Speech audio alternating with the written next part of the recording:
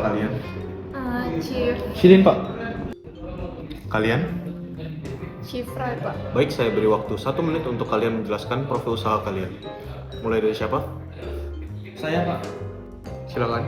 Baik, terima kasih atas waktunya. Perkenalkan, nama saya Kelvin Setiadi. Saya dari pihak Shilin. Jadi, Shilin Taiwan Street Snacks didirikan di Singapura pada tahun 2003 oleh Daniel Tay dan Melvin Wong.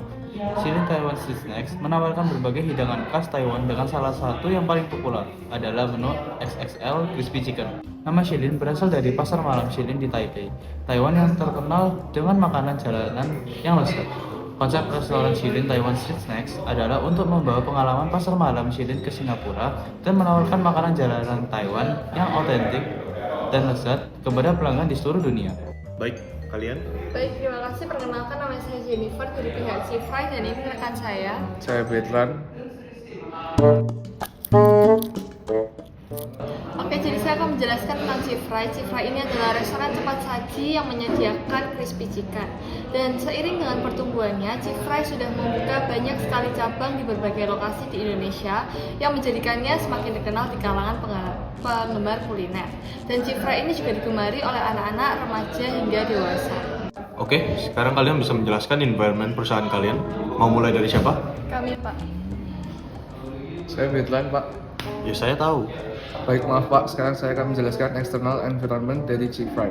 Fry menawarkan peluang franchise bagi mereka yang tertarik untuk bergabung dalam usaha ini. Model franchise mereka memungkinkan mitra untuk menggunakan resep, merek, dan sistem operasional yang telah terbukti efektif. Beberapa poin penting mengenai franchise Fry adalah investasi awal, menu dan kualitas, pemasaran, dan juga lokasi yang strategis. Baik, saya tambahkan sedikit Pak tentang perilaku konsumen dari perusahaan kami yaitu Fry. Kami Fry berupaya memberikan pengalaman bersantap yang menyenangkan baik di restoran maupun melalui layanan pesan antar. Fry juga sangat memperhatikan ulasan dan rekomendasi dari para konsumen untuk berbenah dan mengembangkan usaha kami ini. Baik, saya sekarang akan menjelaskan dari internal environment Fry itu sendiri, Pak. SOP bisnis dari Fry sendiri yaitu mereka harus datang tepat waktu sesuai jam yang sudah ditentukan, dan jam kerja mereka yaitu 8 jam kerja dalam sehari dan mereka hanya memiliki satu shift.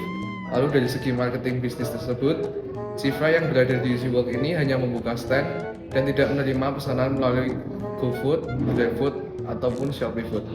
Oke, Mas Betran, kalau dari Shilin? Jadi yang saat ini saya akan bahas adalah Shilin milik Bu Francisca di Semarang, mulai dari struktur organisasinya. Pemimpinnya merupakan Ibu Francisca sendiri, yaitu untuk bertugas dan memimpin dan melakukan pengawasan jarak jauh terhadap proses keluar masuknya barang serta dalam keuangan perusahaan, bertanggung jawab penuh atas kerugian perusahaan serta risiko bisnis dalam perusahaan yang mungkin terjadi. Bagian pengawasannya ialah suami Ibu Francisca sendiri, yaitu Bapak Nicholas. Ia bertugas untuk memantau dan melakukan pengawasan terhadap kinerja karyawan dan keluar masuknya barang yang nanti akan dilaporkan kepada pemimpin. Pekerja kita terdiri dari 15 karyawan yang bekerja di antaranya 3 kasir, 2 penerima pesanan, dan 10 tukang masak. Jadi sistem bisnis merupakan suatu sistem yang memproduksi barang dan jasa untuk memuaskan kebutuhan masyarakat. Sistem bisnis dibagi menjadi 2, yaitu SOP dan strategi marketing. SOP merupakan paduan hasil kerja dan proses kerja yang harus dilaksanakan dengan cara mengukur SOP, yaitu dengan menilai apakah SOP yang dimiliki sudah dilaksanakan atau rumit. Strategi marketing dapat diketahui apakah perusahaan memiliki rencana pemasaran dalam beberapa tahun ke depan atau tidak, dan bagaimana perusahaan memasarkan produknya. SOP yang dimiliki oleh Shilin tidak rumit dan mudah dijalankan karena SOP tertulis dan ditempel pada dinding SOP yang tertulis berkaitan dengan tugas yang harus dilakukan. Contohnya, menjalankan instruksi dari atasan untuk kepentingan operasional, mempersiapkan bahan masakan, dan mematuhi peraturan kerja yang telah ditetapkan. Strategi marketing yang dimiliki Shilin yaitu dengan melakukan promosi di sosial media karena hal tersebut lebih praktis dan dapat menjangkau banyak konsumen. Selain itu, juga melakukan promosi dari mulut ke mulut, contohnya dengan memberitahu promo-promo yang ada pada teman dan kerabat serta konsumen yang datang. Oke, menarik. Kalau dengan eksternalnya bagaimana? Jadi Pak, Shilin memiliki 3 external environment, mulai dari tren, perilaku konsumen, dan juga franchiser. Kita mulai dari tren ya.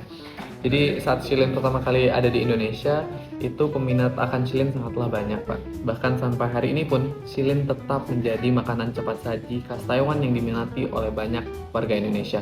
Jadi selanjutnya adalah perilaku konsumennya, Pak. Jadi Shilin memiliki reputasi yang sangat baik. Hal tersebut juga mempengaruhi perilaku konsumen. Hal ini dapat dibuktikan dengan antrian dari Shilin yang begitu banyak di setiap franchise-nya. Dan yang terakhir itu franchiser, jadi Shilin milik Ibu Franciscan ini, dia bersetuju untuk membagi keuntungannya sebesar 5% dari keuntungan Ibu Franciscan tersebut. Itu aja sih, Pak.